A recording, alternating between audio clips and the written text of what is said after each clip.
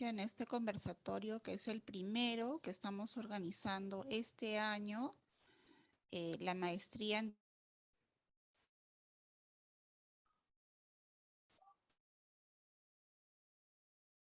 No.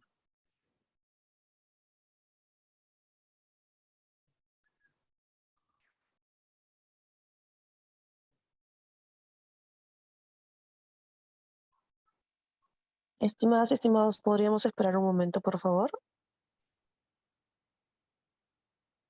Sí, es el tema de la conexión.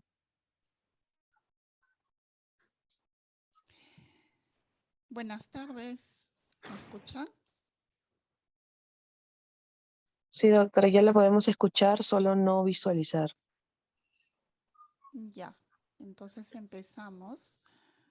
Buenas tardes a todas y todos. Les agradecemos mucho su presencia en este conversatorio, que es el primero que hemos organizado este año, la maestría en Derechos Humanos y el...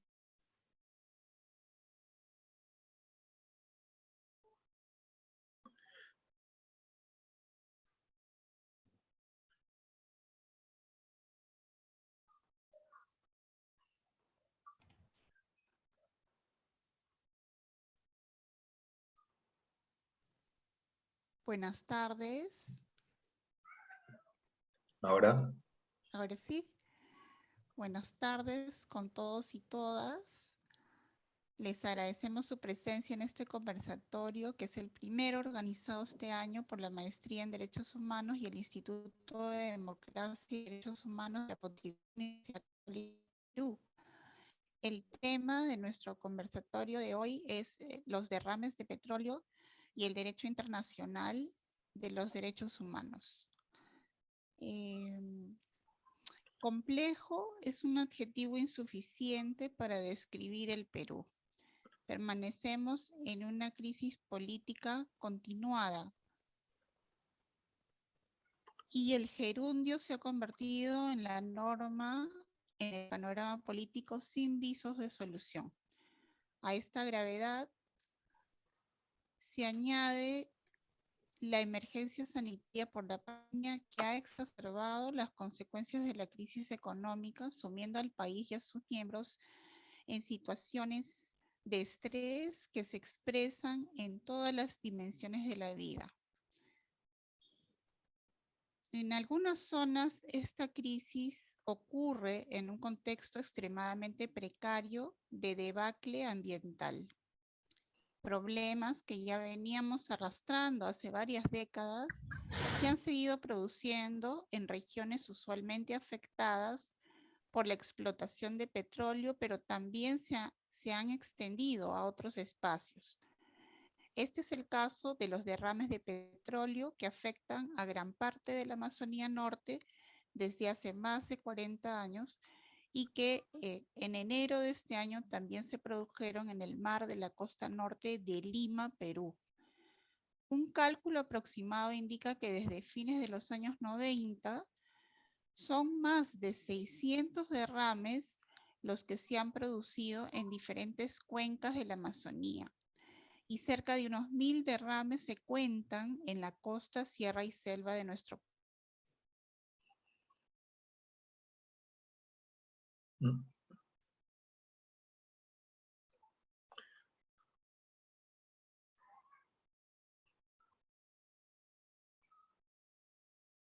Disculpas por la conexión, espero que no se presenten más problemas.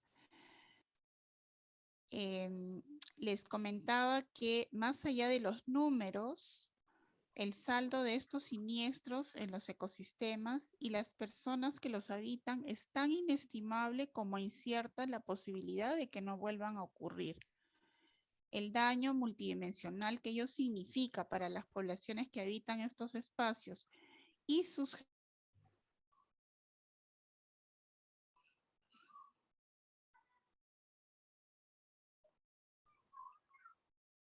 y las generaciones futuras que son víctimas de este racismo ambiental no es adecuadamente abordado ni por el Estado ni por las empresas responsables.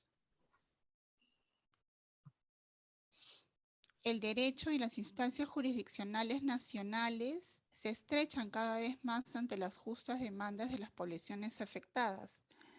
Ciertamente, Perú no es el único país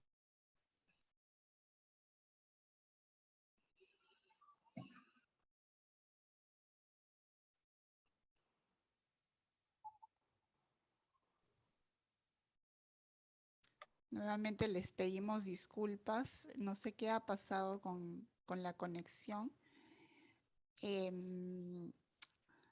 Ciertamente Perú no es el único país que ostenta este cruel panorama. En 1960, uno de los primeros desastres ambientales de este tipo se produjo en el buque petrolero Sinclair Patrolor, que derramó más de 60.000 toneladas de petróleo.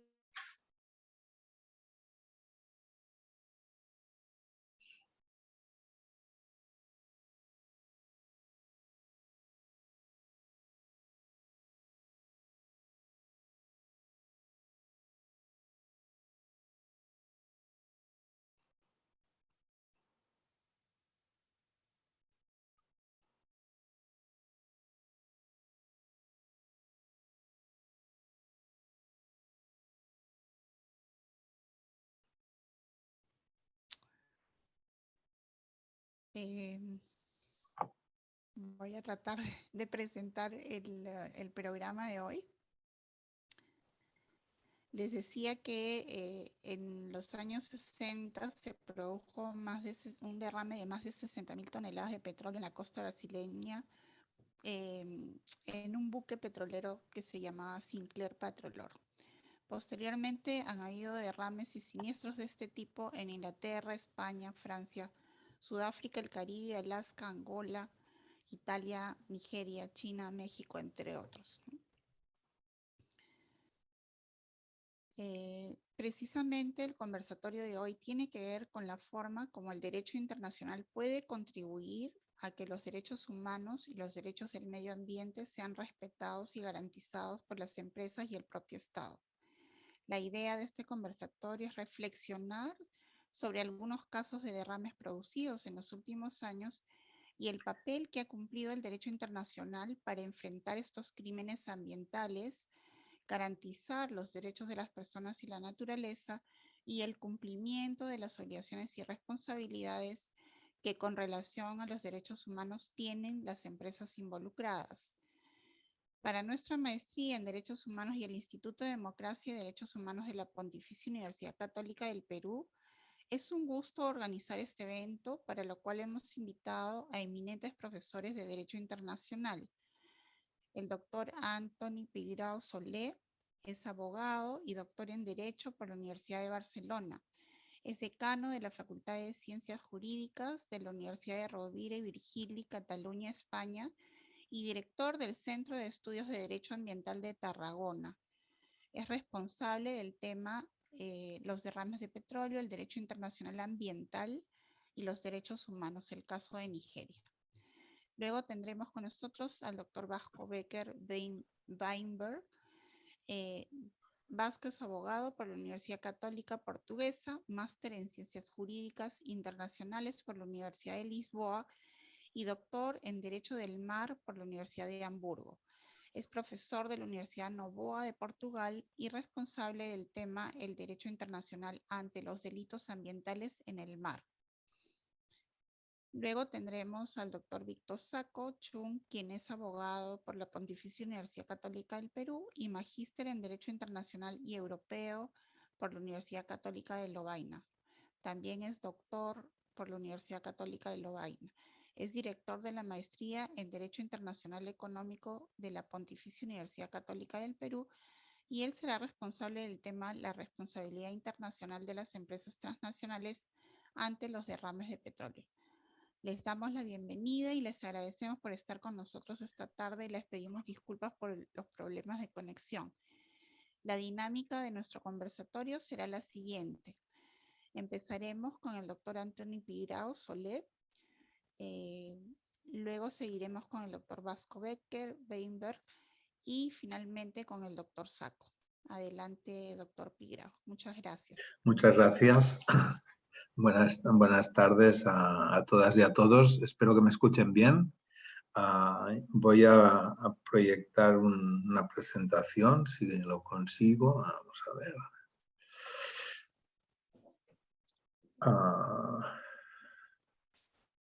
Espero que se vea bien. ¿Se ve? ¿Me confirman que se ve bien? Sí, muy bien. Perfecto. Bueno, pues yo les voy a hablar, como se ha indicado por parte de la doctora Ortega, a quien agradezco mucho la invitación. Les voy a hablar de otro país, de Nigeria, un país castigadísimo también por los derrames de petróleo, en este caso no en el mar, sino en tierra, ¿no? Y por tanto vamos a hablar, y sobre todo vamos a hablar de una zona que es la zona del delta del río Níger, donde se concentra una gran parte de la explotación petrolera. Y donde está en este cuadrito que ven aquí, no sé si lo ven muy bien, pero esto es Ogoniland, la tierra del pueblo Ogoni, donde se han suscitado muchos de los problemas que veremos hoy. Yo les voy a hablar de diversos casos que tienen que ver, de diversos casos de contaminación petrolera, de vertidos, y de cómo las víctimas han tratado de buscar soluciones en su propio país o en otros países. En primer lugar, vamos a ver si consigo. Pero antes, simplemente yo no me voy a entretener porque ya les supongo convencidos de la relación que hay entre el medio ambiente y los derechos humanos, ¿no? Y como no quiero entretenerme en este tema, simplemente les recuerdo o les indico un documento del año 2018 del relator especial de las Naciones Unidas justamente sobre derechos humanos y medio ambiente, John Knox en ese momento, que propuso una serie de principios marcos sobre los derechos humanos y el medio ambiente, y estos son los dos primeros. Y con estos dos primeros uno ya se hace a la idea de esa relación recíproca que hay entre uno y otro concepto, ¿no? Dice, primero, los estados deben garantizar un medio ambiente sin riesgo, saludable y sostenible, con el fin de respetar, proteger y hacer efectivos los derechos humanos. Es decir, para que haya derechos humanos efectivos hace falta un medio ambiente que sea vivible, ¿no? Y el segundo es el inverso. Los estados deben respetar, proteger y hacer efectivos los derechos humanos con el fin de garantizar un medio ambiente sin riesgos, limpio, saludable y sostenible. Es decir, tenemos que tener maneras, los ciudadanos, de defender el medio ambiente y tener los derechos necesarios para hacerlo, ¿no?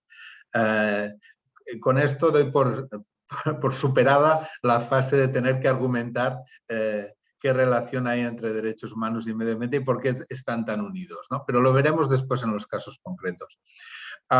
En 2011, el Programa de Naciones Unidas para el Medio Ambiente hizo público un informe sobre la tierra de los Ogonis y en concreto sobre el grado de contaminación que se había acumulado durante más de 50 años de explotación petrolera. Allí actúan muy diversas empresas.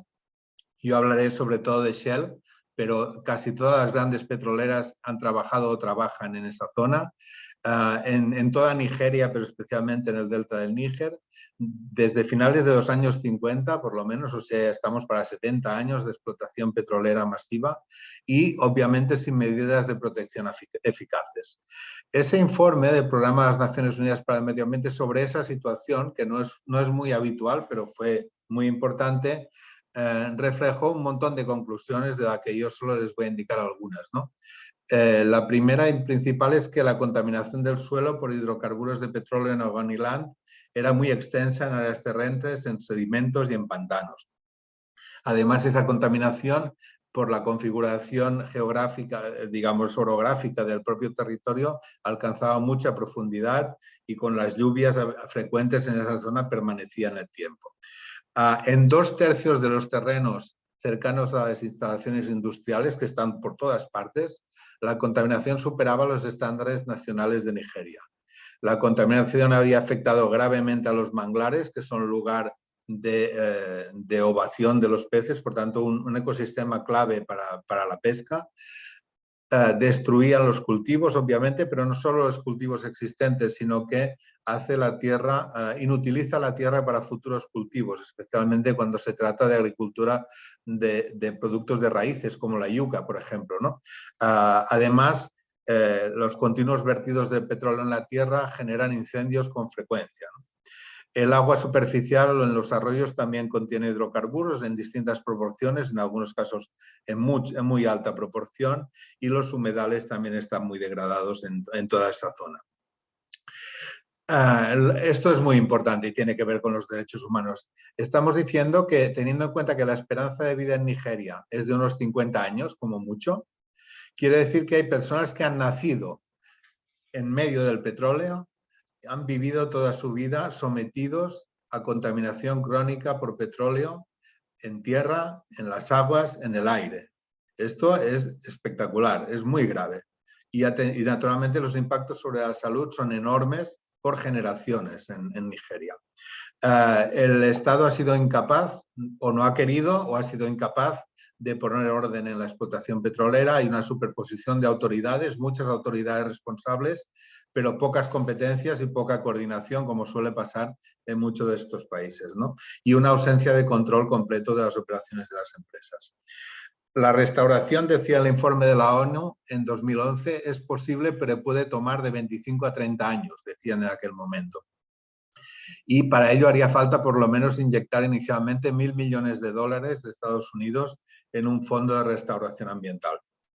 Este informe daba una serie de recomendaciones y de medidas de emergencia, en especial sobre la señalización de lugares contaminados. Bueno, unos años más tarde, en 2020, distintas organizaciones no gubernamentales intentaron hacer una evaluación de cómo había progresado la operación de mejora o de restauración de los ecosistemas en esa zona. Y constató esta investigación de que las medidas urgentes no se habían implementado adecuadamente y el proyecto de limpieza, en el que se había invertido bastante dinero, había sido completamente ineficaz.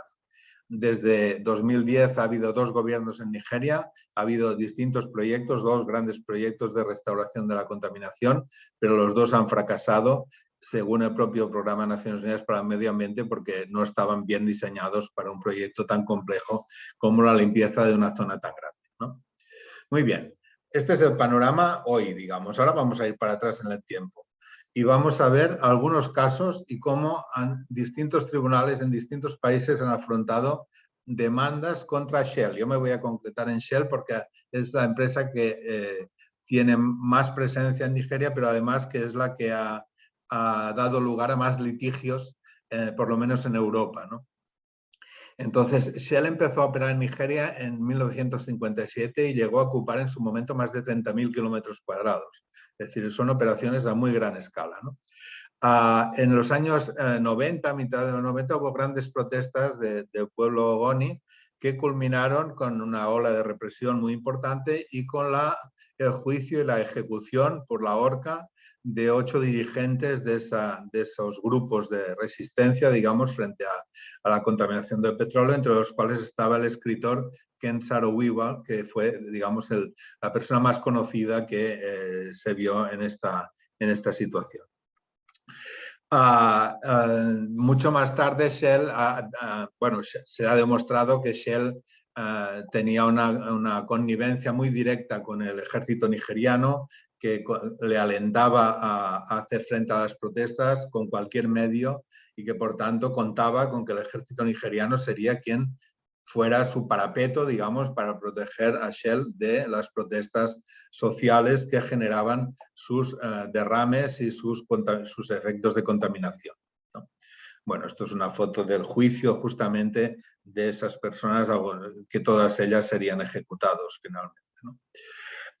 Este caso fue llevado en primer lugar a los tribunales de Estados Unidos a través de una ley muy antigua, prácticamente de la Revolución Norteamericana, la Alien Tort Claims Act de 1789, que en realidad es lo que nos interesa aquí es un solo párrafo, ¿no? Esa ley daba la oportunidad a personas extranjeras que hubieran sufrido daños ilícitos civiles, podríamos decir, a reclamar ante los tribunales de Estados Unidos cuando esos daños se hubieran cometido en violación de la ley de las naciones, se decía, ¿no? O de un tratado de los Estados Unidos. Esta vía en su momento sirvió para plantear muchas reclamaciones de derechos humanos desde muchos países, ¿no? Y algunas también contra empresas. como fue este caso, ¿no? En el caso WIWA, 10 ciudadanos nigerianos presentaron una demanda en Nueva York en los tribunales federales, y esa demanda en primer momento, en 1998, fue rechazada por el Tribunal de Primera Instancia, el Tribunal de Distrito, por aplicación de una norma diciendo Forum Non Convenience, que es una norma de derecho internacional privado y que viene a decir que no es el foro adecuado para dirimir el litigio por cuanto los hechos se han producido en otro país, los autores y las víctimas están en otro país y no hay suficiente base, digamos, material y que sería mucho mejor, digamos, litigar en otro país, ¿no? En el país donde han sucedido los hechos. Sin embargo, en apelación, la demanda fue admitida porque se consideró que la empresa había sido cómplice de violaciones masivas de derechos humanos. Además, en paralelo, estos demandantes presentaron una demanda también contra el director gerente de la subsidiaria nigeriana de Shell, que era esta empresa SPDC en el momento de los hechos. La Corte de Distrito afirmó la aplicabilidad entonces de esta ley por distintos crímenes y la complicidad de la empresa en relación con ellos. Y la Corte, este criterio de la Corte de Distrito se fue afirmando a pesar de múltiples recursos que permiten los juicios civiles. Ante la inminencia de llevar adelante ya el juicio definitivo, digamos, superadas las cuestiones preliminares, hubo un acuerdo entre las partes que cerró el caso, pero que supuso 15 millones de dólares de compensación por parte de Shell a los demandantes en ese caso, que sirvieron para financiar un fondo para proyectos sociales en esa zona y pagar también los costos del proceso. En paralelo, un poco más tarde, se presentó otra demanda por parte de otros de las víctimas de ese procedimiento en Nigeria, otros de esos dirigentes, y siguió el mismo camino. Estaba siendo aceptada, pero de repente la apelación generó un efecto distinto. Una corte de apelaciones, la de Nueva York, rechazó la demanda con una teoría de que las empresas no podían ser demandadas a través de esta norma, porque no había normas obligatorias de derecho internacional constitucional o tratados que obligaran a las empresas directamente en relación con violaciones de derechos humanos. Y por tanto no podían violar derechos humanos porque no había normas de derecho internacional dirigidas a ellas específicamente. Esto, que fue un cambio importante, suscitó la cuestión de llevar el caso a la Corte Suprema. Y la Corte Suprema, como había decisiones de distintas cortes de apelaciones en Estados Unidos en distinto sentido, decidió asumir el caso y en 2013 decidió dar la razón a Shell. Es decir, decidió que los tribunales federales no tenían competencia sobre hechos que sucedían en el extranjero, sino había un vínculo muy fuerte con los Estados Unidos que consideró que en ese caso no se daba. Por tanto, esa decisión de la Corte Suprema, de mayoría conservadora, ya entonces y ahora más todavía, en Estados Unidos supuso cerrar una vía no solo para las empresas, sino también para otros casos de derechos humanos que estaban planteados ante diversos tribunales en Estados Unidos. Y esa vía de restricción se ha ido acelerando después con otras sentencias cada vez más por la Corte Suprema. Por tanto, esta vía parece que se nos ha muerto bastante. Otras acciones se dieron en el Reino Unido. En el Reino Unido se planteó una demanda por parte de una comunidad, de la comunidad de Bodo, que agrupa unas 50.000 personas, en relación con un derrame enorme de más de medio millón de barriles de petróleo que afectó de manera grave más de 1.000 hectáreas de manglares y toda la vida, digamos, toda la pesca que era de la que dependía la comunidad, ¿no? En un oleoducto operado por Shell. 3 años después, Shell no había limpiado las zonas y prácticamente solamente ofrecía alimentos como compensación. Y por tanto, la comunidad demandó a Shell ante los tribunales británicos, porque Shell tiene personalidad jurídica en el Reino Unido y también en los Países Bajos. Luego veremos el caso de los Países Bajos.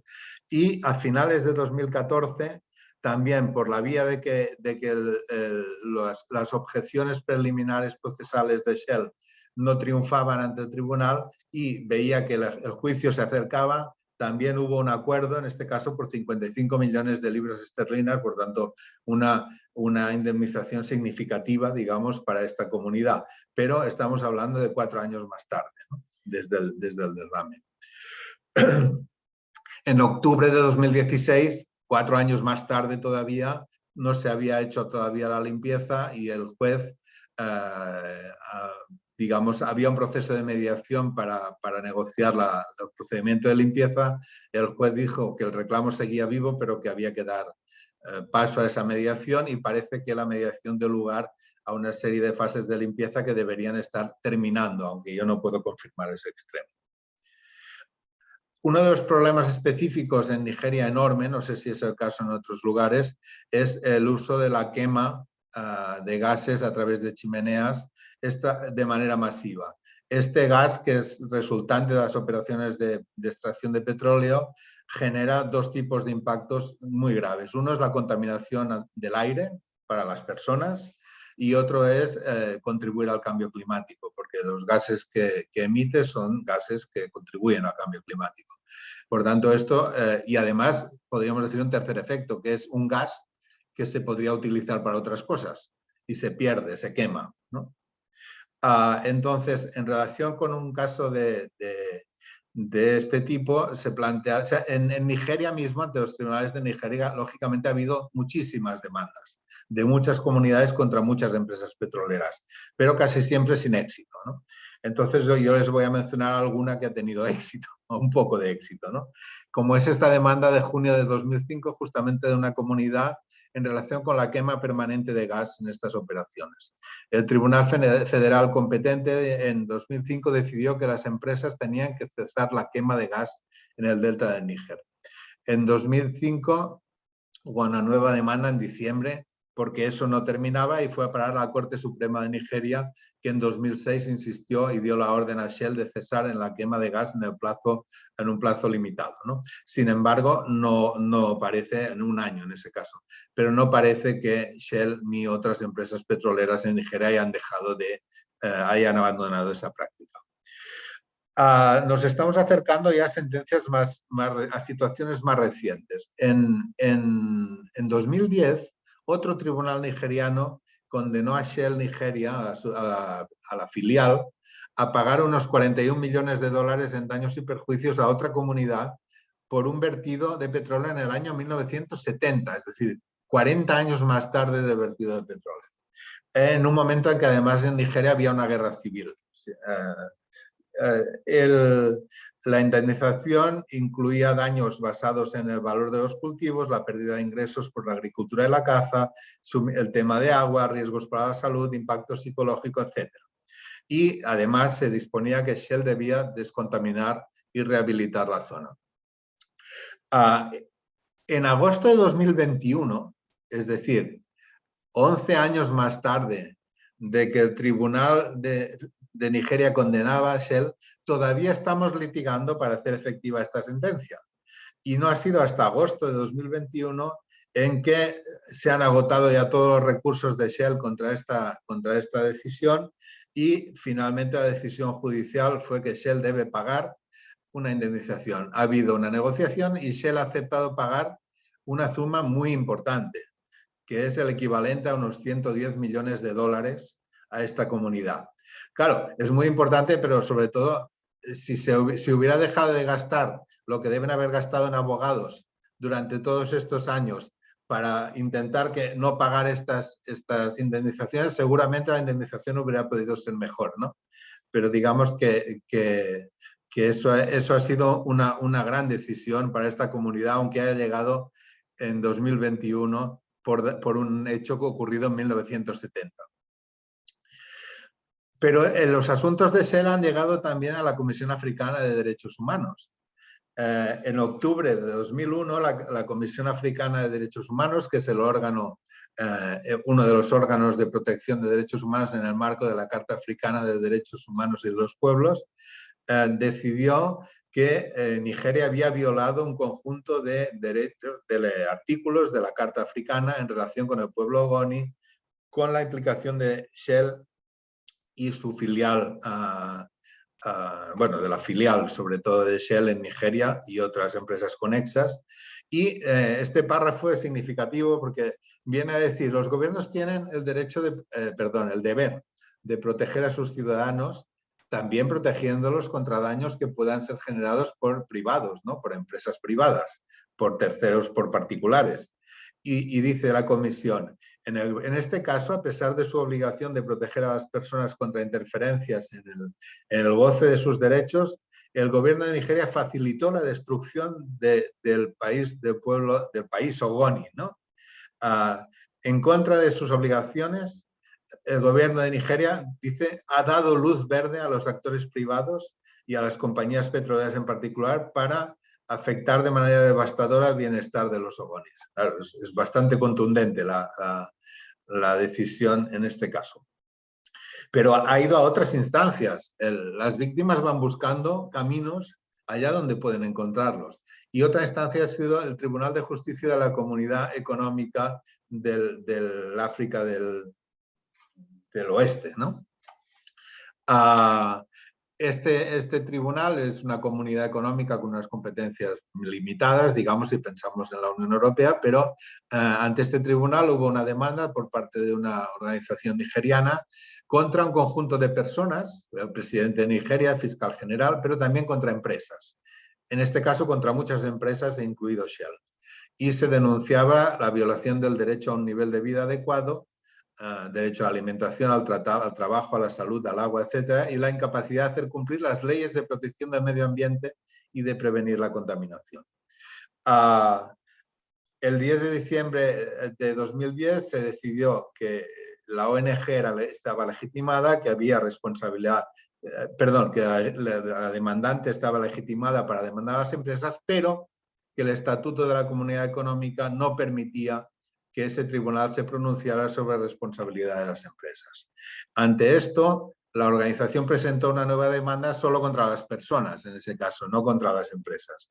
Y la sentencia de diciembre de 2012 viene a decir lo mismo que había dicho la Comisión Africana de Derechos Humanos de dos Pueblos, que hay una falta de ejecutividad a la legislación por parte de las autoridades de Nigeria, que serían las encargadas de supervisar la actividad petrolera, y que Nigeria ha violado esos derechos a un medio ambiente satisfactorio, el artículo 24 de la Carta, y el artículo 1, que es su obligación de proteger esos derechos, ¿no?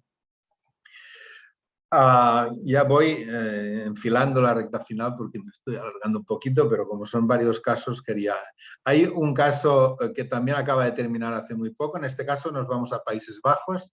Es una demanda por parte de grupos de habitantes de 3 municipios del delta del Níger, con el apoyo de Amigos de la Tierra en los Países Bajos, por vertidos ocurridos entre 2004 y 2006 contra la matriz Shell Holanda y contra Shell, la filial en Nigeria.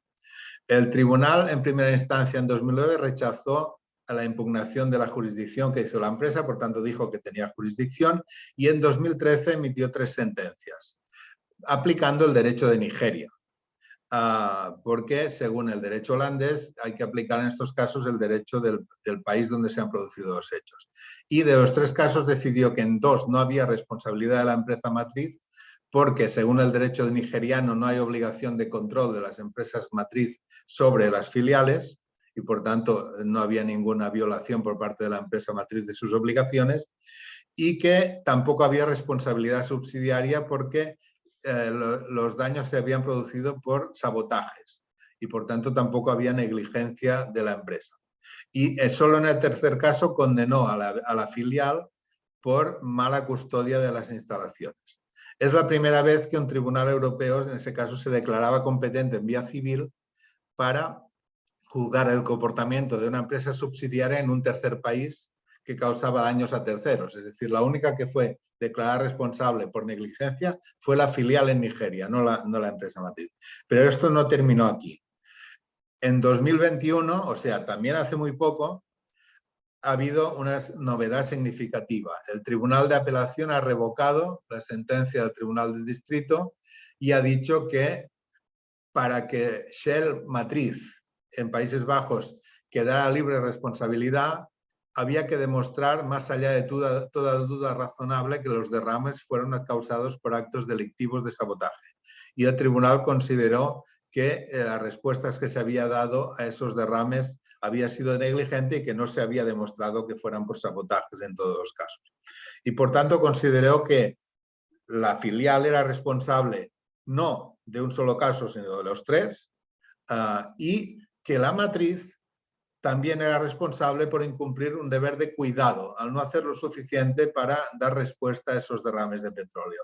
Y aquí es la primera vez que se responsabiliza directamente a la empresa matriz por actos de la filial extranjera.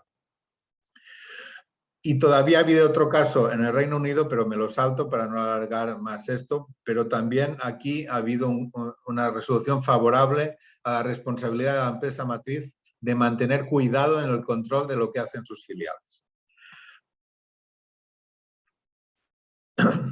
Y me voy a las ideas finales. Como ven, he hablado relativamente poco de derecho internacional, porque en esto el derecho internacional se mezcla con el derecho nacional. Pero los casos que se han planteado contra Shell en distintas jurisdicciones muestran lo complicado que es esto, ¿no? Primero, porque no hay vías internacionales para reclamar directamente contra las empresas. Por eso se buscan las jurisdicciones nacionales y cuando la del país donde suceden los hechos no responde, se buscan otras vías, ¿no? Y cada vez más. Son procesos costosos, son en vía civil, pueden durar años, cuestan dinero, cuestan abogados, cuestan papeles y cuestan desgaste personal de los litigantes. Es difícil afirmar la jurisdicción de los tribunales. Aquí en el caso europeo hay una norma europea que dice que cualquier tribunal de un Estado miembro tiene competencia para atender a una demanda contra una empresa domiciliada en la Unión Europea. Pero después la cosa es conectar la responsabilidad de la empresa que está domiciliada en la Unión Europea, que es la matriz, con lo que haya hecho la filial. Y ahí es donde está el problema, porque eso depende no del derecho europeo, sino del derecho de cada país. Y entonces en cada país las bases de jurisdicción pueden variar. En Reino Unido y Países Bajos, donde sobre todo en Reino Unido el Common Law da una vía que es este deber de cuidado, que se traslada desde otros conceptos de derecho civil al caso de la relación entre empresas matrices y filiales, más recientemente, tampoco es que sea una cosa muy antigua. Pero en otros países esto no existe y por tanto hay que ver en cada país cuáles son las vías posibles. Otro problema es la ley aplicable. Si se aplica la ley nigeriana, en este caso era muy deficiente respecto de la responsabilidad de las empresas y más sobre el control de las matrices sobre las filiales, ¿no? En el caso de la Unión Europea también hay un artículo que para daños ambientales permite que pueda aplicarse la ley de Nigeria o la ley del lugar del tribunal. Y por tanto, ahí en el caso de daños ambientales hay un margen de maniobra que habría que aprovechar. En España no hay precedentes de demandas civiles por parte de víctimas de terceros estados frente a daños ambientales causados por filiales de empresas matrices domiciliadas en España y sería, por tanto, sería complicado para el derecho español actual. Habría que demostrar que la empresa matriz controla realmente la actividad de la empresa filial, ¿no? Y eso no siempre es fácil porque no siempre se tiene acceso a la documentación que podría probar eso, que es documentación que tiene la empresa y que no da a los demandantes, lógicamente. Y termino con esta idea de que se están habiendo nuevas perspectivas, por una parte por estas sentencias innovadoras en algunos países, pero también porque esto va camino de convertirse en leyes. Y aquí es el cambio principal, ¿no? Está empezándose a promulgar leyes en Europa en el sentido de atribuir a las empresas una responsabilidad de controlar su cadena de valor a través de procesos de debida diligencia. Y por tanto en Francia hay una ley aprobada, en Alemania hay una ley aprobada, en otros países se está trabajando, en España se está trabajando en una ley en este sentido. No afectará a todas las empresas, solamente a las más grandes, pero ese es un camino que puede tener resultados ya que no dependan ya de los tribunales, sino de leyes que la administración podrá aplicar. Y termino diciendo además, abriendo otra perspectiva que es incierta, pero también estamos en un proceso largo de negociación de un tratado internacional vinculante sobre empresas y derechos humanos en el seno del Consejo de Derechos Humanos, que también contiene estas mismas ideas. Es más difícil que ese tratado termine en acuerdo a corto plazo y puede pasar lo que con otros tratados, que los principales responsables no lo ratifiquen. Pero en todo caso son tendencias que marcan que vamos en un camino de responsabilizar mejor o más o algo a las empresas cuando tienen comportamientos que causan daños graves a los derechos humanos y al medio ambiente. Disculpen que me alargué un poco sobre el tiempo previsto. Muchas gracias. Muchas gracias al doctor Anthony Pigrao. Estamos muy contentos con su exposición sobre los casos que han ocurrido en Nigeria. Y ahora pasamos a escuchar al doctor Vasco Weidenbach. Él nos va a hablar sobre el derecho internacional ante los delitos ambientales en el mar. Muchas gracias. ¿Consiguen ver la pantalla? No. Sí, aunque ¿Sí? no está en pantalla completa, pero sí. Estoy intentando. Aquí. ¿Ahora? Okay. Sí, ya está. Bueno, muchas gracias, profesora Patricia, profesor Antoni y profesor Víctor por compartirnos. Es un honor para mí, una gran alegría compartir con vosotros este panel. Y quiero decir ya que voy a presentar en inglés porque tengo mucho respeto por la lengua española, por Cervantes, y no quiero de manera ninguna ofender a nadie. Entonces que voy a hablar en inglés y pido que me perdonen por eso.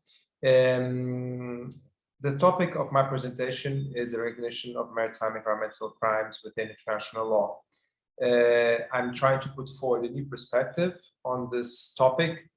It's not new because I came up with it. I'm just joining a significant list of scholars who have been devoting some time to studying the phenomena of environmental crimes in the context of the marine environment.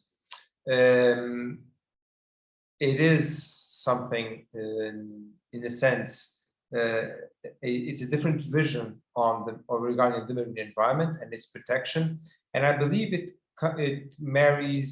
comes together very easily with the previous presentation, because in the previous presentation we really focused on national responses to the issue of pollution that can be within a specific legal regime a crime, but there is not really a holistic international approach to this matter, and that of course is a problem when we are trying to enforce international law and prevent pollution of the marine environment, and obviously trying to make sure that we have a strong and coherent and sound legal system to protect the marine environment, considering that it's only one marine environment and that is profoundly interconnected. My presentation will focus fundamentally trying to answer some of these questions. What are maritime environmental crimes? Why should we be worried or concerned with this topic? Why is it relevant? And what does the law, meaning international law, say about this? And why nothing has been done so far? Who is responsible and what can be done? Essentially, if we think on maritime environmental crimes, there is one sentence that really puts things into perspective. These are crimes happening far away from where we can see or when evidence is palpable that crimes have been committed, and therefore being out of sight, they are often out of mind. And that prompted a response by several legal scholars who have developed a significant amount of research to this topic. And the idea is really to push forward for the recognition of maritime environmental crimes. How and when and in what conditions this will happen, we will see it's not as easy as one might think initially. The first thing that we need to understand is the concept of environmental crimes. It is not like for like. What's happening on land is very different from what's happening at sea for many different reasons. Firstly, the factual reality of environmental crimes committed at sea, on land, or I have to say also at sea, but closer to the coast. Some examples were highlighted by Professor Antoni before. They are very different from environmental crimes committed in areas within the exclusive economic zone that are at a greater distance from coast, of a state in particular, or even in areas beyond national jurisdiction, and I'm referring specifically to the high seas. Secondly, evidence of environmental crimes on land is more ample and easily obtained than the evidence that we can collect at sea. An illegal discharge of oil in the exclusive economic zone of a coastal state may only be detected some time after that discharge occurred, and establishing a probable cause or causality nexus, casualty nexus, is not easily done, and therefore it is more likely that an environmental crime is detected on land than it is at sea. Also, another aspect that distinguishes the two realities is the legal regimes addressing crimes. They are far more robust and far more developed on land than they are at sea, and we will see this in a minute in more detail. Also, as I mentioned, they are not easily detected, even in situations of accidental discharge, which again is an important element when we are trying to establish criminal responsibility. And obviously, there's one big issue, that is when crimes are cross-boundary, because different legal regimes have different standards of evidence and different demands in terms of criminal responsibility. And therefore, the fact that there is no harmonization when it comes to environmental crimes at sea, that also makes it very difficult to have a common approach to this matter. The other issue concerning the background of maritime environmental crimes, and it gives us an idea of how these things being interconnected, they are extremely relevant. There is no specific data on the value of maritime environmental crimes happening around the world. There's simply no data.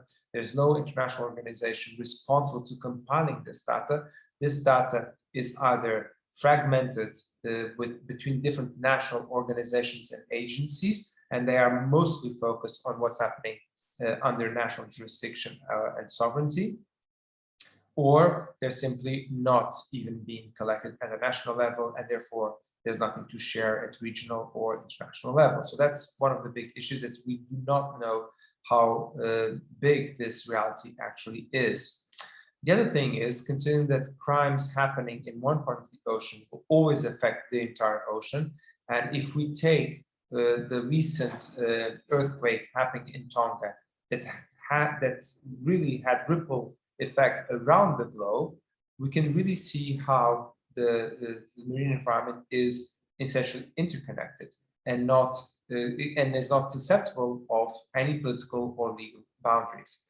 So the question is that one crime that is happening in one part of the sea will affect the entire ocean, and therefore that will affect humanity as such, considering there is an existential link between man and the marine environment. As Professor Antoni mentioned, and rightfully so, the connection between human rights and the environment is an obvious one, obviously, but it's one that we also have to extrapolate in terms of international legal responsibility. How do these crimes mostly take place? They take place in most occasions when when ships are en route during their trafficking, whilst they are transiting between different maritime zones, between zones within national jurisdiction and beyond. And they use that same route to commit these crimes, which are illegal discharges, for example, or dumping of residue into the ocean. But there are many other examples of how these crimes are committed. Ideally, they're trying to avoid detection. And if you consider that the ocean is getting busier and busier, it's even easier to use that fact as to enhance, to actually benefit from that concealment. And of course, many crimes happening at night are simply not detected for lack of visibility, of course, but also because there are many parts of the ocean that are not under any kind of surveillance, obviously. Crimes, as I mentioned, are very different. We have crimes that are a result of oil pollution, which is the biggest part, as we saw also in Professor Anthony's presentation. But there are many other kinds of pollution being committed by other incidents. For example, discharge of fishing nets, discharge of other materials that can have a profound impact on marine life and marine environment as such.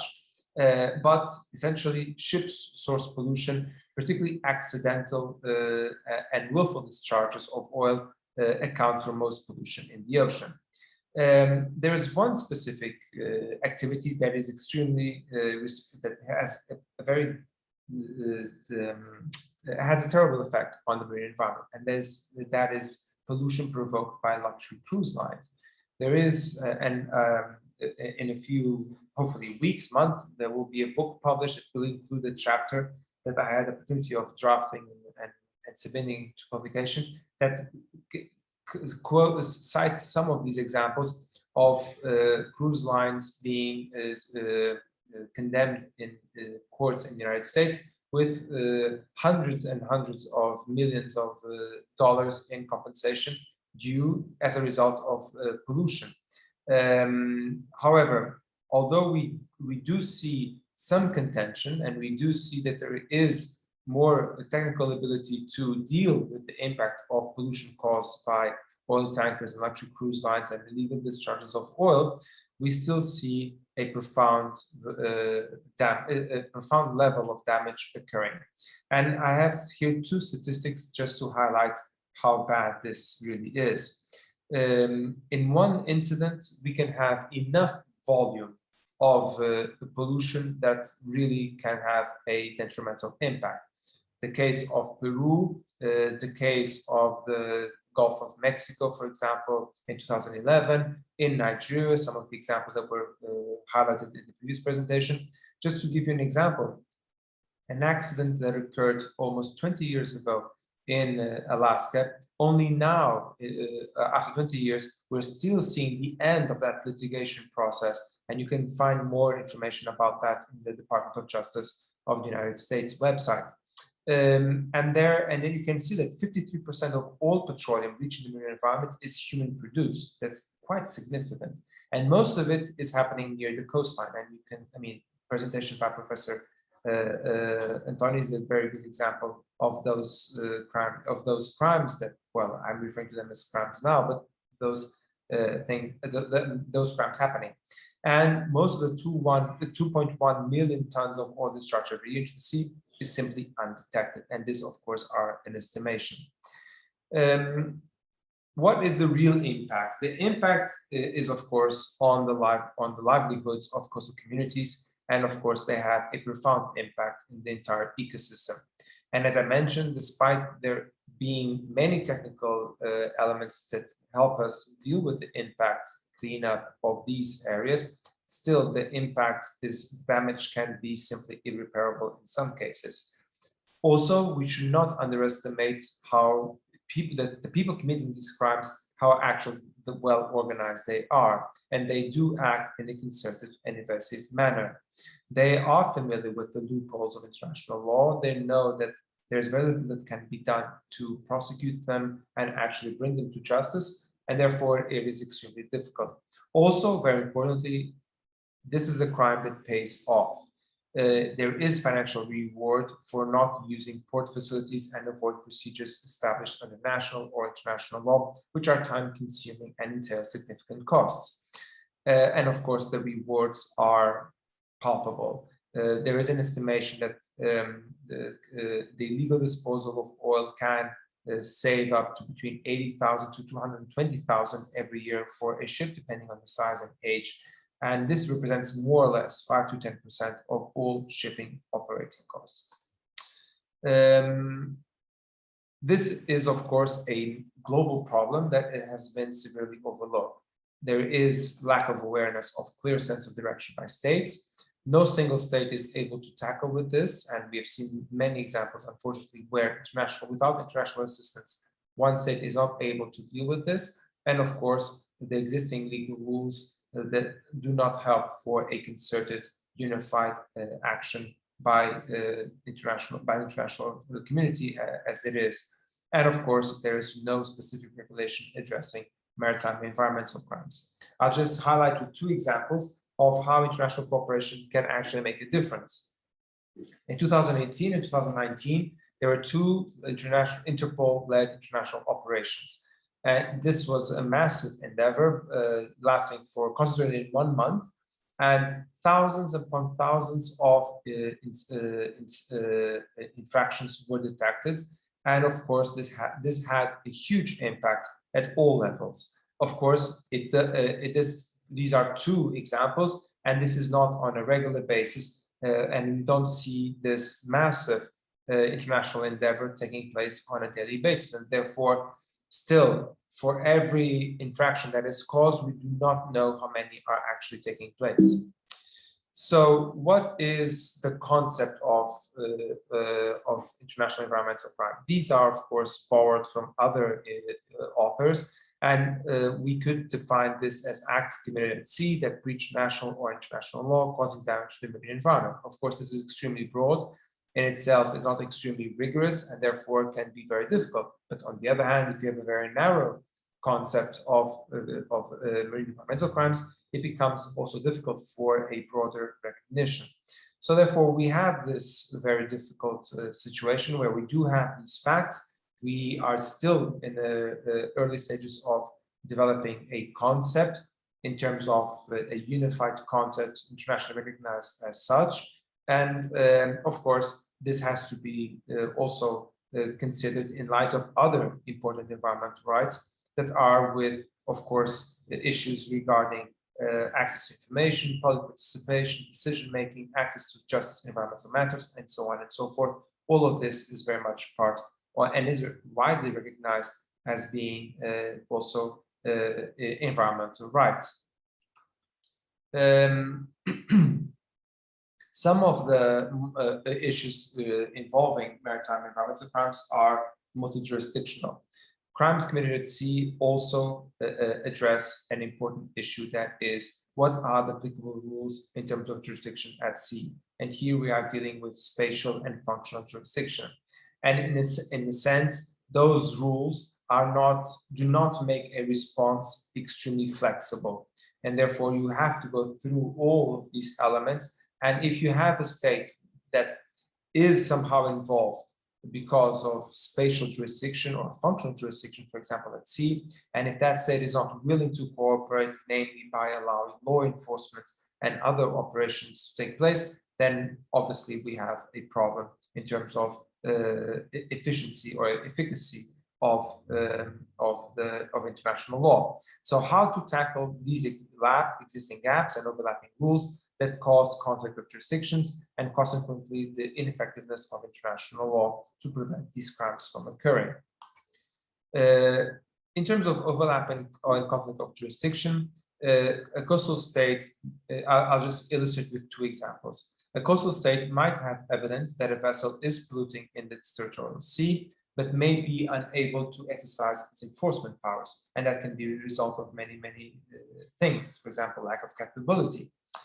But if the flag state does not authorize the use of force, then that state may not act, although this is happening within its national jurisdiction.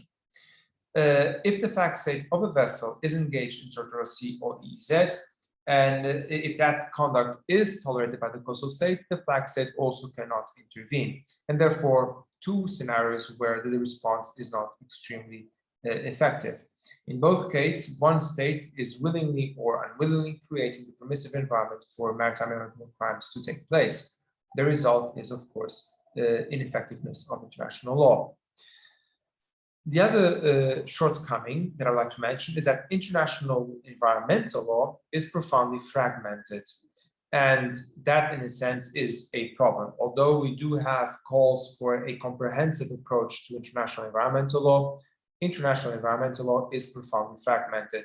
This is also true about the marine environment, where we have, on the one hand, international environmental law that is applied or is applicable, and on the other hand, we have the law of the sea.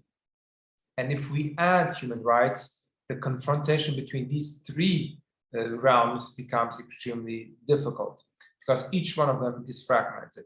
And just by means of illustration, no international human rights instrument expressly mentions the ocean, and that is problematic in itself.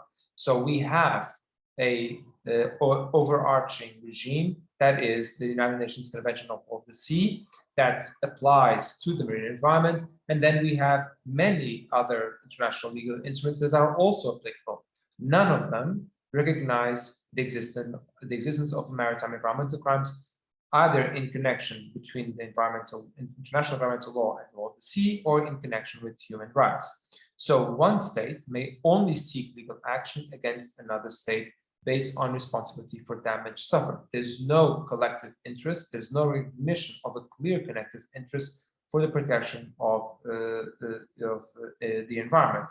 Although we do have the environment, and the environment is referred to as the environment, and therefore as a single unit, and it is, of course, obviously connected to our own existence as species, considering that every second breath we take, the oxygen comes from the ocean, and therefore it is obvious to any person that there is a connection. International law has not yet made that strict connection, and without which it's very difficult to develop a regime that would actually criminalize or require states to criminalize under national law and punish acts and conduct that cause harm or damage to the marine environment. When there is such criminalization, it only takes place under national law, as obviously, and is subject to states' discretion. States also often contribute with very weak national regimes and obviously also allow these crimes to take place. In many countries where institutions are not very strong and reliable, these are places for many of these crimes to take place. And of course, this has a tremendous impact in the livelihoods of many coastal communities and obviously in the marine environment as such. So in those places, those countries where we have corruption, bribery, and obstruction of justice, it's very easy to commit these crimes. There are some examples, good examples, and Professor Antoni mentioned them. Only a few states have legislation, the US being probably the first and foremost with the Oil Pollution Act of 1990 and the Act to Prevent Pollution from Ships. Also mentioned was the Aliens Tort Act, which obviously is very important to exercise extraterritorial jurisdiction. The important thing of these instruments is these are very strong instruments in terms of getting evidence, because it provides the possibility of financial compensation for whistleblowers. Without whistleblowers, it's very difficult to get evidence of crimes committed at sea. And whistleblowers really take a very big risk because they can't just go home. They are still on the ship while reporting these crimes to the authorities. There are many international organizations that are focused on the ocean. There's also fragmentation, institutional fragmentation when it comes to this matter of organizations at sea, such as the IMO and RDC, but of course they do not have competence to tackle these crimes. How can we move forward? I believe in the like most scholars, if not all, the unity of international law and a functional systemic integration of different regimes. No international regime is self-contained regime and is impermeable to other legal regimes. So how can we actually move forward in this regard? And for the lack of time, I can't go into many details. I will just point out that there is some important developments in terms of interpretation and application of international law. And I believe that there is this idea that within prescriptive jurisdiction and also with the use of prescriptive jurisdiction, we actually perhaps can move forward in terms of enforcement jurisdiction at some point in time. I will sum up with this just very last note. I know it's very problematic. It's not something that is straightforward, but the foundation, the responsibility to protect that lays in the obligations inherent to the concept of sovereignty must also include the obligation, the responsibility to prevent and to react. In this case, when crimes, marine environmental crimes are committed. And therefore, sovereignty must be viewed both as control and responsibility and take into account in the context of international accountability. I do apologize for the time I took, but hopefully you got the gist of it. and I'm more than willing to take your questions. Thank you very much.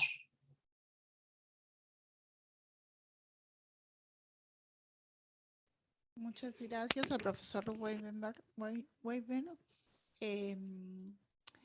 Quizás ofrecerles un pequeño resumen de la exposición. El profesor Vasco nos ha entregado una investigación que ha realizado sobre los delitos ambientales en el mar dentro del derecho internacional, señalando que hay varios problemas que explican la incidencia de estos delitos,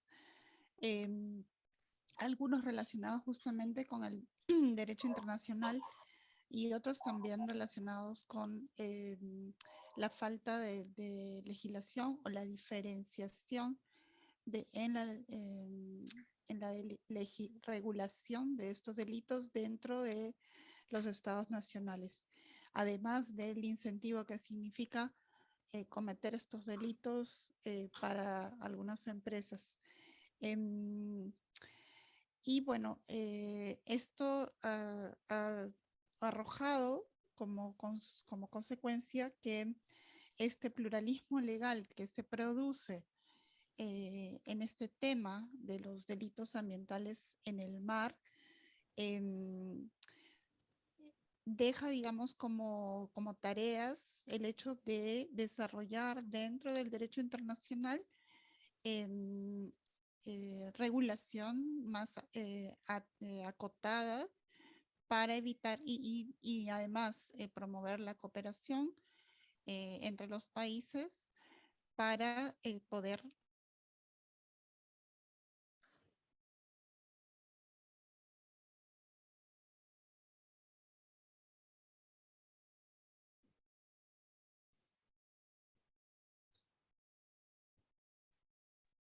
disculpen, para poder afrontar de manera más efectiva este tema dentro del marco del derecho internacional. Bueno, ahora seguimos con el doctor Víctor Sacco. Víctor. Muchas gracias, Patricia, y también por tus amables palabras de presentación totalmente inmerecidas. Por favor, me dicen si es que hay algún problema con mi audio o internet también, porque no confío mucho en cómo esté.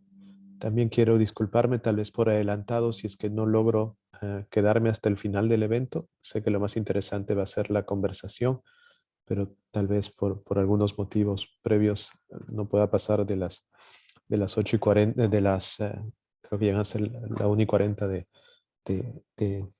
Lima. Básicamente ya que estoy encargado de la posible responsabilidad internacional, quisiera tal vez en algún caso resumir, porque ya los colegas amablemente han mencionado algo, lo cual me facilita mucho la labor, sino resumir y adentrarme en algunas posibilidades que se podrían tener para lograr la responsabilidad a nivel internacional de las empresas que justamente causan estos derrames y problemas, que creo que esa metodología se podría aplicar también a otros distintos supuestos de vulneraciones, digamos, a los derechos humanos y al medio ambiente que algunas empresas responsables puedan causar. Y luego tal vez quedar con una pregunta, tal vez para la discusión, y es la efectividad de justamente estas medidas que se proponen o de la responsabilidad y de los caminos que se puedan tomar, qué tan efectivas son o también si es que van a tener algún efecto. Me dice que el internet está inestable. Entonces, básicamente, como les digo, voy a resumir algunos puntos o algunas estrategias que se podrían tomar. Básicamente, estoy pensando en 6 supuestos. El primero, desde el derecho internacional de las inversiones. El segundo, que tal vez no lo voy a tocar porque hay personas más capacitadas para hacerlo, pero brevemente el derecho internacional de los derechos humanos, normas de soft law, el trabajo que se está haciendo a propósito del grupo de trabajo y la idea del profesor Philip Sands de regular este crimen de lo que sería el ecocidio, ¿no? Y justamente cómo se está llevando la campaña para tratar de regular este ecocidio a nivel internacional. Posibles modificaciones al Estatuto de Roma para incluir, digamos, a las personas jurídicas también dentro de los crímenes internacionales, sobre todo lo que algunos docentes y doctrinarias han llamado crímenes atroces, posibilidades, no estoy diciendo que tenga que hacerse, y también algo que ya hemos visto hace un momento, el derecho internacional privado. Entonces, voy con la primera opción, si es que se puede utilizar el derecho internacional de las inversiones para, digamos, sancionar estos crímenes o buscar responsabilidad. Al respecto, la posibilidad es bastante limitada, ¿no? Porque en derecho internacional de las inversiones tenemos que dividir entre lo que son derechos de los inversionistas en base a tratados internacionales y derechos de las inversionistas en base a contratos, ¿no? En el caso de los tratados, normalmente los tratados solo incluyen derechos para las inversionistas, no tanto así obligaciones. ¿Por qué? Porque normalmente las empresas no han ratificado ni han dado su consentimiento y voluntad en esos tratados. Los tratados son hechos entre dos países que van a recibir inversión internacional. Entonces, en ese sentido, normalmente no hay obligaciones allí para los inversionistas. Se están buscando en los nuevos acuerdos algunas cláusulas en las que, con un lenguaje todavía no del todo obligatorio para los estados, buscar que los estados obliguen o hagan cumplir las obligaciones de las empresas en su territorio, pero no así todavía obligaciones directas para estos inversionistas. Donde sí se pueden tener obligaciones directas son en los contratos, porque normalmente en los contratos el Estado funciona como un particular y el inversionista o la inversionista también, y por lo tanto hay obligaciones recíprocas, ¿no? En ese caso, dado que muchos contratos también son arbitrables a nivel internacional, se puede ver esto como una metodología para, digamos, hacer que las empresas cumplen con su falta de contrato o por su responsabilidad en el contrato, ¿no?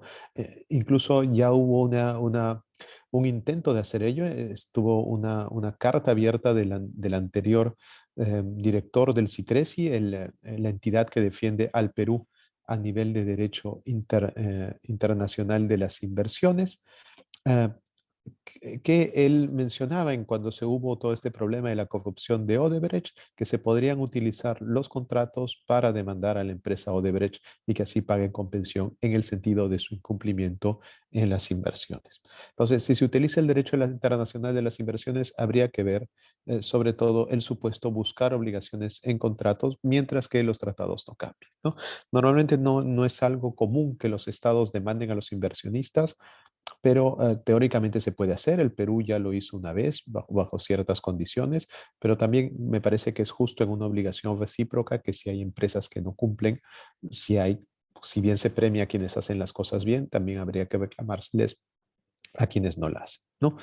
En los sistemas internacionales de derechos humanos, pues bueno, se tienen cortes, digamos, hay casos que se han traslapado o sobrepuesto entre la competencia del CIADI, por ejemplo, casos contra Ecuador, que también fueron llevados ante la Comisión Interamericana de Derechos Humanos, y hemos visto también algunos casos en la primera exposición en la Corte Europea, pero en la Corte Africana de Derechos Humanos. Y quién sabe si se podrían explorar también otros mecanismos como otras cortes, incluso comerciales, como se mencionó que había sucedido en África, ¿no? Luego, en materia de lo que es soft law, ustedes tal vez ya deben conocer los principios de Ruggie y también, digamos, los principios de la OCDE en cuanto a la responsabilidad de las empresas, y también ya deben estar al tanto de justamente esta convención que se está negociando acerca de la responsabilidad de las empresas o obligaciones de las empresas, que por el momento se ha quedado estancada en el sexto comité de la Asamblea General de Naciones Unidas. Vamos a ver qué pasa con ese proyecto más adelante. En cuarto lugar, yo les proponía hablar de esta perspectiva de lo que se ha llamado ecocidio, digamos, un concepto elaborado y seguido por el profesor Philip Sands y también un grupo de profesores y profesoras que han trabajado con él en considerar esto un grave crimen y que estaría sustentado incluso en costumbre internacional, ¿no? Pero esta es una propuesta para que toda afectación grave al ecosistema o a los ecosistemas puedan ser, digamos, perseguidos a nivel internacional. ¿Mm? También han habido propuestas como quinto punto de los 6 que había propuesto de hacer algunos cambios a lo que sería el Estatuto de la Corte Penal Internacional, el Estatuto de Roma, ¿no? Es más, en los trabajos preparatorios en algún momento incluso se propuso la posibilidad de que existiesen estos crímenes a los que algunos han llamado, sobre todo doctrina anglosajona, crímenes atroces, ¿no? Y que se pudiera incorporar a las empresas allí. Digamos, esto no sucede en la actualidad. Hay que evaluar también, dado que el uso del estatuto y también la función de la Corte Penal Internacional se está consolidando, si es que llevar el debate allí y los cambios tendría suficiente apoyo y si más bien no afectaría allá la labor que se está haciendo, ¿no? Pero, sin embargo, hay algunas propuestas en ese sentido, por lo menos desde la academia. Y claro, una piensa en las implicancias que esto tendría. ¿Qué clases de crímenes serían? ¿Qué diferencia habría entre los crímenes que las personas dentro de la empresa también deberían ser perseguidos y perseguidas por ello? Digamos, ya hubo algún caso contra Kenia en el cual personal de una determinada empresa se intentó perseguirla. El caso digamos, no terminó con una sentencia para estas personas, pero habría que diferenciar entre las personas dentro de las empresas y cuál sería la penalidad para las empresas, ¿no? Es que sería una muerte de la empresa, una disolución de la empresa, o digamos, habrían otros supuestos además, ¿no? También hay, tal vez, antes de pasar al último punto, también hay un problema a nivel internacional sobre cuál sería la sanción, ¿no? Porque si la sanción es solo pagar, es posible que en cómo se ven las transacciones económicas, cuando algo se puede pagar, eso dividiría entre empresas que pueden pagar y que no pueden pagar, y algunas lastimosamente, tal vez que no tienen escrúpulos, lo que harían pues sería pagar y continuar con su función. Entonces también hay que ver el mecanismo de sanción para ver cómo limitar y sobre todo creo que lo que nos interesa a todos y todas que compartimos este planeta y queremos que también dejarlo bien para el futuro, es que no se afecte el ecosistema. El sexto y último punto o sexta y última estrategia sería, creo que ya han avanzado ideas, sobre todo en la primera exposición, y ahora también se ha mencionado utilizando los tratados de la Organización Marítima Internacional, es utilizar el derecho internacional privado, es decir, demandas en distintos países que además, como ya se nos avanzó en la primera intervención, ya están cambiando sus disposiciones internas y por lo tanto podrían haber reparaciones en ese sentido, ¿no? También va a depender en el país que se hace la demanda, depende mucho, ya sabemos cómo funciona la ley europea. Por ejemplo, en el caso de la ley peruana, la ley aplicable peruana es la responsabilidad extracontractual. Normalmente se rige la ley por el país donde se realiza la actividad principal que origina el perjuicio, y normalmente Perú, salvo excepciones, solo tiene competencia para, digamos, sancionar a empresas que se encuentran en su territorio. Entonces, esos son algunos de los supuestos en los cuales se podría demandar internacionalmente la responsabilidad internacional de las empresas. Lo que sí nos queda saber es cuán efectivas pueden ser y sobre todo el mecanismo que nos permita la no repetición, ¿no? Porque siempre está el peligro de cuando se monetariza una sanción, es que quienes puedan pagar la sanción puedan seguir repitiendo estos supuestos y hacen un balance de costo y a veces trasladan los costos a las afectadas a la larga, ¿no? Entonces, lo interesante es buscar mecanismos de cómo lograr además que no haya repetición en estas sanciones, no solo que haya la remediación de los supuestos, sino también que no haya repetición y hay que buscar mecanismos claramente que nos sirvan para esos fines. Yo dejaría eso por allí con ánimo de tal vez, aunque sea poder participar un poquito más de la discusión. Muchas gracias. Muchas gracias.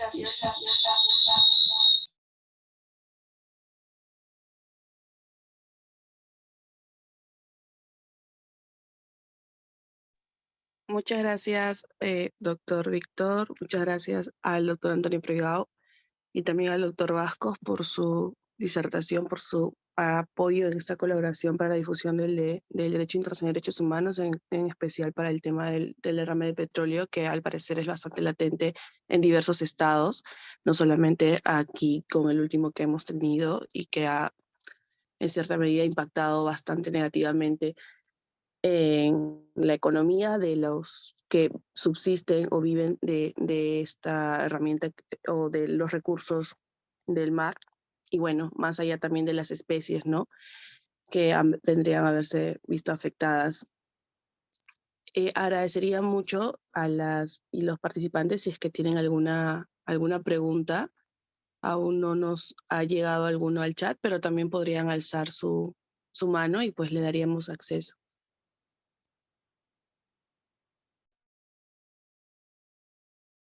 ¿Podría hacer una pregunta? Sí, claro, adelante, por favor. Ok, perfecto. Mi nombre es Alberto Salazar, soy profesor aquí en Canadá. La pregunta que quiero hacer es con respecto al artículo 9 de la regulación que se está proponiendo en Europa sobre la debida diligencia, ¿no? Ese artículo 9 dice que si se aprueba este acuerdo, las víctimas de cualquier violación de derechos humanos en cualquier país puede demandar a las empresas en Europa en una corte de Europa o ante el gobierno europeo o al país de Europa, ¿no? Con eso, digamos, se resuelve el problema del fórum, se resuelve el tema de la necesidad de ir contra la empresa matriz, ¿no? Es, digamos, todo este tema de la judicialización que ha sido el gran problema para defender los derechos humanos cuando una empresa lo viola, se resuelve parcialmente con el artículo 9 de este tratado de la Unión Europea. Porque obviamente sabemos la historia, ¿no? Como ustedes bien han dicho, desde el caso de Union Carbide y Bhopal, sabemos que la judicialización en el país donde ocurre la violación, o inclusive en el país de origen donde la empresa se ubica, todo ese proceso de judicialización ha sido siempre a favor de la empresa. La mayoría de casos son perdidos, ¿no? Entonces el artículo 9 propone esta solución y aparentemente puede resolver el problema, ¿no? Pero quisiera saber la opinión de los exponentes. ¿Hasta qué punto ese artículo 9 va a resolver el problema? Porque, digamos, si bien es cierto, resuelve el problema del fórum, porque ya se puede demandar en Europa, pero no resuelve el tema del costo, de la lentitud y también de lo más grave tal vez, de la posibilidad de probar la negligencia en una corte o en una agencia europea, que ha sido el gran problema con Bhopal y Union Carbide. Ellos pudieron judicializar, pero nunca llegaron a probar la negligencia, y por lo tanto el caso se cae, ¿no? Entonces quería saber cuál es la opinión de ustedes con respecto a la posibilidad, hasta dónde se puede llegar con el artículo 9 del tratado. Y la segunda pregunta es con respecto a cambiar un poco el modelo del análisis, ¿no? Porque parece que toda la discusión se centra un poco en relación a cómo judicializar el proceso de una manera eficaz, ¿no? O eficaz. Entonces me pregunto si de repente habría que poner el énfasis en el aspecto preventivo, ex ante, ¿no? Antes que ocurra el problema. Y en ese sentido, quería saber qué opinan ustedes si en los gobiernos de Europa o del primer mundo podrían, digamos, implementar medidas de prevención con las empresas y sobre todo con los directores de empresas para que los estándares de prevención de derechos humanos sean altos de tal manera que no ocurran las violaciones y evitar toda la judicialización, que es un gran problema por casi 50 años, ¿no? Esa sería mi pregunta. Muchas gracias, Alberto Salazar, por las preguntas que has realizado y por tus comentarios. Agradeceríamos a los ponentes que por favor podrían abrir el micro con quienes se sientan más a gusto de responder a las preguntas. Sí, yo podría empezar, si les parece. Perfecto. No me quedó claro si el profesor Salazar se estaba refiriendo al proyecto de directiva de la Unión Europea sobre debida diligencia o al proyecto de tratado sobre empresas y derechos humanos. No, es sobre due diligence. A directiva, vale. A la propuesta directiva sobre... La propuesta directiva de febrero pasado, sí. Es una propuesta muy reciente. Perdón. Y acaba de empezar su camino. Estamos en un proceso que es muy largo porque tiene que pasar por el Parlamento, luego por el Consejo. Es un procedimiento largo que puede tardar fácilmente 1 año o 2 y puede irse moviendo el texto, pero en cualquier caso tiene mucha razón. Es decir, uno de los grandes problemas ha sido el fundamento de la jurisdicción, y si la directiva acaba diciendo que la jurisdicción es directa de los estados para acoger las demandas de posibles víctimas de vulneraciones de derechos humanos o de medio ambiente, y nos ahorramos tener que argumentar problemas de levantamiento de velo de las sociedades, de conexión entre sociedad matriz y filiales, etcétera, etcétera, desde luego eso es un gran avance. Nos evitaría problemas que ahora son complicados de resolver. Y además para todos los países a la vez, ¿no? Con independencia de la tradición de common law o de la otra, ¿no?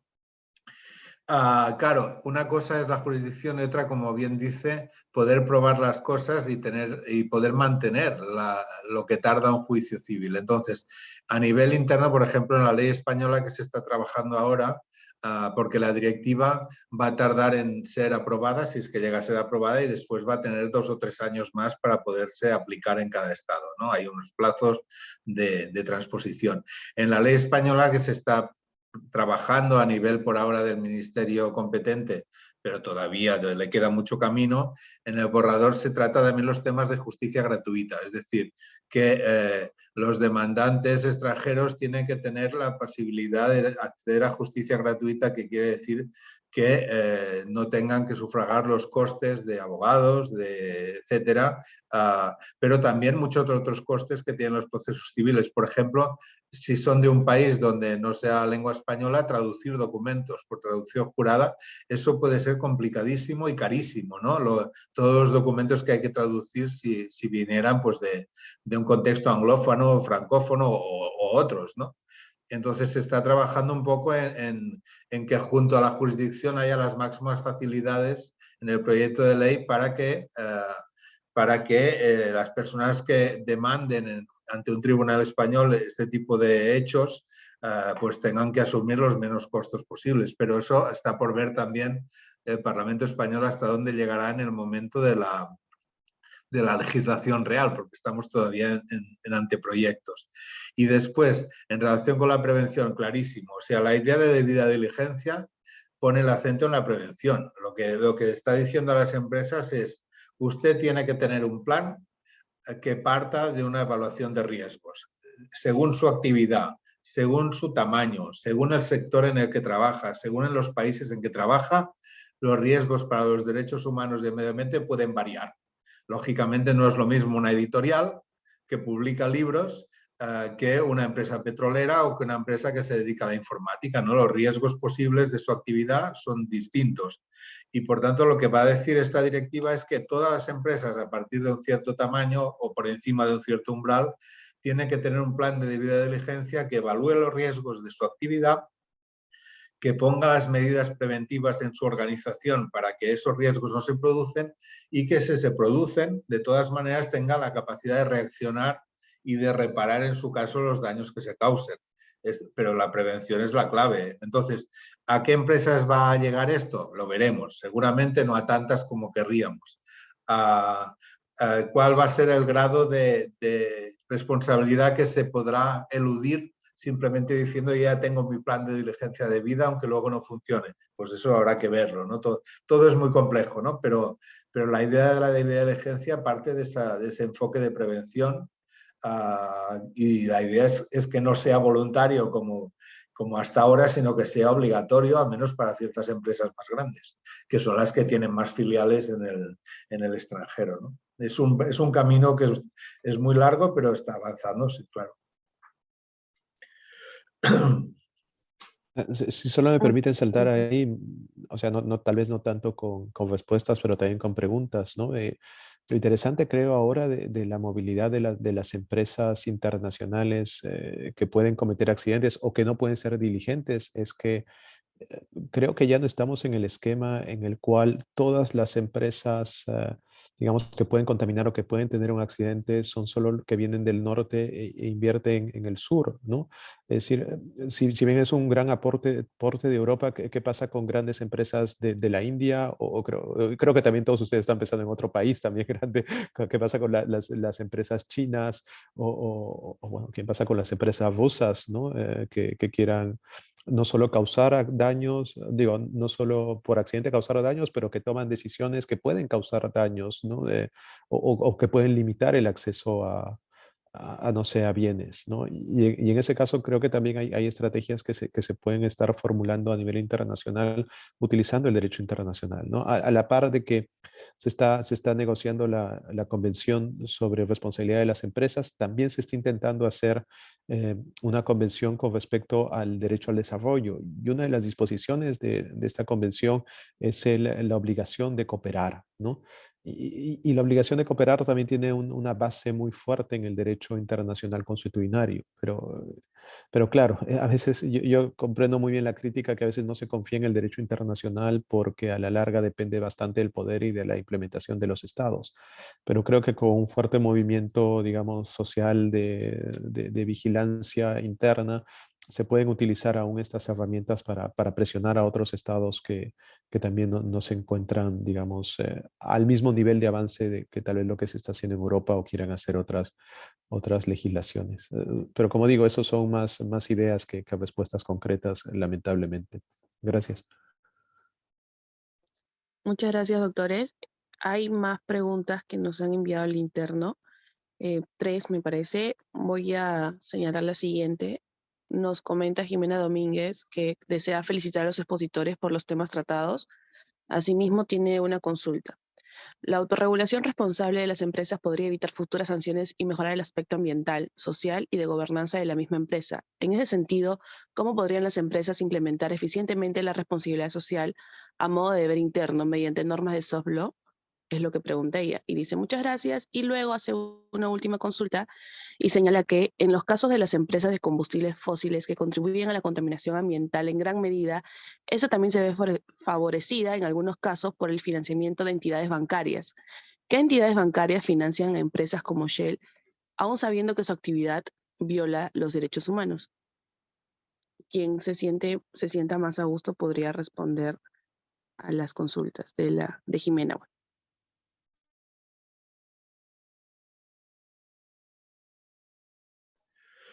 Bueno, yo podría contestar que los marcos de cumplimiento voluntario de estándares de responsabilidad social son muy antiguos y, por ejemplo, el de la OCDE que antes se ha mencionado, que seguramente es el más detallado, muchas empresas lo han asumido, pero eso no quiere decir que todas las empresas sean respetuosas con ese marco. Es decir, lo que se demuestra es que los marcos voluntarios por sí solos no evitan que se sigan produciendo graves violaciones de derechos humanos con participación de empresas. Primero, porque muchas empresas simplemente no los asumen. Y luego porque las que los asumen y las ponen en sus páginas web, después no siempre los respetan. Entonces, si ustedes van a ver cualquier página web de las grandes empresas petroleras, todas afirman ser muy responsables. Pero lo que está claro es que el nivel de vigilancia, de mantenimiento, por ejemplo, de las tuberías que puede tener Repsol en España no tiene nada que ver con el que puede tener Repsol en Perú. Entonces, por tanto, una cosa es el discurso y otra cosa es la realidad. Por tanto, los marcos voluntarios podrían ser útiles si la empresa está comprometida. Si no, pues se demuestra que no son suficientes y por eso se está avanzando hacia hacer obligatorio esos mecanismos de debida diligencia, y es lo que se defiende a través de esa directiva europea y a través de esas leyes nacionales que se van aprobando en algunos países, ¿no? Que se quedan más cortas que lo que querrían las organizaciones de derechos humanos, pero es un paso muy importante y por eso se está negociando este tratado, ¿no? La otra cuestión era, disculpen que se me ha ido de la cabeza. Que era lo de los bancos. Las empresas, los bancos y las empresas financieras, claro. Estos muchas veces son empresas que parece que no estén en el mismo mercado, digamos. Son empresas cuya actividad queda oculta, ¿no? Nunca se piensa en quién financia los proyectos, pero muchos de estos macroproyectos tienen financiación incluso de bancos de cooperación y de bancos de desarrollo, no solo de entidades privadas, sino de bancos intergubernamentales. Por tanto, claro que hay que buscar la manera de que esos bancos también tengan sus procesos de debida diligencia y no financien aquellos proyectos que pueden causar daños al medio ambiente y a los derechos humanos, ¿no? Esto está claro, y también estos bancos tienen sus propios estándares de comportamiento socialmente responsable, pero tampoco todos los bancos los cumplen. Yo solo quería entrar en la pregunta que tenía Ana, que creo que ya Anthony, si me permite, ya lo mencionó. Por ejemplo, en el caso de Perú, lo que tenemos es también una sanción administrativa, que tenemos una organización como es la OEFA que lo revisa, independientemente de que también se puedan llevar los casos al Poder Judicial. Claro, y si el Estado no cumple con esos supuestos, incluso podría haber una demanda internacional en derechos humanos justamente por el incumplimiento de estos estándares, ¿no? Tal vez no tanto en el caso del derecho de las inversiones. Gracias. Muchas gracias. Tenemos también otra pregunta. Es la siguiente. ¿Consideran que los estados ribereños deberían tomar la iniciativa de negociar un tratado que cree un tribunal internacional para demandar a privados nacionales de las partes por daños marítimos ambientales, dado la existencia de principios generales del derecho internacional llamados a proteger a los recursos en la materia? De ser el caso, ¿considerarían que deberían utilizar un criterio amplio para determinar la nacionalidad o más bien uno limitado?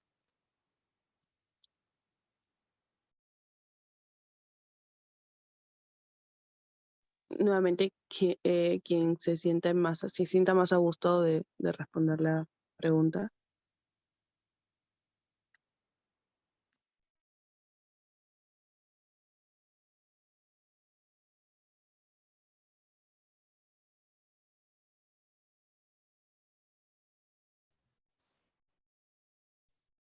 Jocelyn, creo que vamos a cortar acá nada más porque 2 de nuestros ponentes ya se fueron.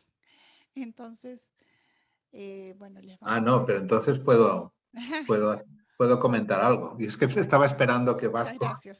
Sí, Vasco se fue. A ver, el tema del derecho del mar es muy complejo y en principio el marco actual ya establece una serie de competencias en los distintos espacios marítimos y dice que estados deben perseguir los delitos, por ejemplo, de contaminación. En alta mar el responsable es el estado de pabellón. Lo que ocurre es que el estado de pabellón muchas veces, precisamente algunos estados tienen muchos buques registrados en su territorio porque justamente no ejercen funciones de vigilancia como deberían, ¿no? Entonces ahí hay un espacio realmente por cubrir, como ha quedado claro con la presentación del profesor, y yo creo que un nuevo tratado en materia específica, o sea, en esta materia, yo no creo que ahora mismo sea muy fácil, aunque existen tratados de la Organización Marítima Internacional para hacer frente a la contaminación marítima por las distintas vías, y por ejemplo, hay otro elemento novedoso reciente en la Unión Europea que también tenía que ver con algo que dijo el último ponente, ¿no? Que es que hay un proyecto también de directiva europea de diciembre del año pasado, o sea, muy reciente, en que se pretende modificar una directiva anterior del año 2008, que era una directiva que establecía la obligación para los estados de la Unión Europea de perseguir determinados delitos ambientales por la vía penal. Entonces, esa directiva de 2008 quedó un poco superada, ha habido una evaluación y ahora se propone sustituirla por una nueva directiva mucho más amplia. Y en esta directiva se contempla como uno de los delitos a incluir, por tanto, para perseguir penalmente la descarga de sustancias contaminantes desde los buques. Por tanto, quiere decir que a nivel de Unión Europea, si esta directiva nueva prospera, los Estados miembros de la Unión Europea deberán introducir en su Código Penal la contaminación marina, digamos, y por tanto perseguirla penalmente. Habrá que ver los detalles, hasta dónde llega la obligación, a qué espacio se refiere, a qué buque se refiere, pero también es un tema pues, que tiene su desarrollo. Gracias. Aunque no soy un especialista yo en Derecho del Mar. Muchas gracias al profesor Antoni Pigirao. Estamos muy contentos por su participación, muy agradecidas también. Ha sido una tarde muy importante para nosotros. Tenemos muchas preguntas contestadas que quedaron, digamos, después del evento que hemos tenido en enero, ¿no? Este siniestro. Pero además de la historia de siniestros que hay en la Amazonía también de nuestro país. Entonces les agradecemos mucho por estas exposiciones y esperamos volverlos a ver en algún otro momento. Bueno, muy amables a todos por estar y disculpas por los problemas de conexión. Hasta luego. Muchas gracias, doctora Orteaga. Hasta la próxima.